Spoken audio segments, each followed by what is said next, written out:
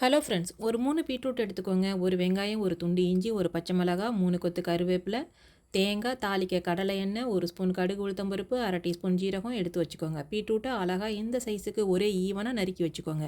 வெங்காயம், இஞ்சி, பச்சை மிளகாய், கருவேப்பிலை எல்லாத்தையும் பொடிசாக நறுக்கி வச்சுக்கோங்க. அப்புறம் என்ன, அடுப்பை ஆன் பண்ணி ஒரு கடாயில் 1 ஸ்பூன் செக்கில் ஆட்டின கடலெண்ணெய் ஊற்றி கடுகு உளுத்தம் பருப்பு சீரகம் தாளித்து நறுக்கின வெங்காயம், பச்சை மிளகாய் எல்லாத்தையும் சேர்த்து பொன்னிறமாக வரும் வரை வதக்கணும்.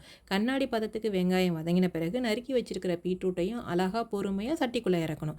இறக்கின பிறகு பீட்ரூட்டுக்கு தேவையான உப்பு, டேஸ்ட்டை கூட்டுறதுக்காக 1/2 ஸ்பூன் சுகரு, 1/2 டம்ளர் தண்ணி ஊற்றி எல்லா பக்கமும் நல்லா கலந்து விடணும்.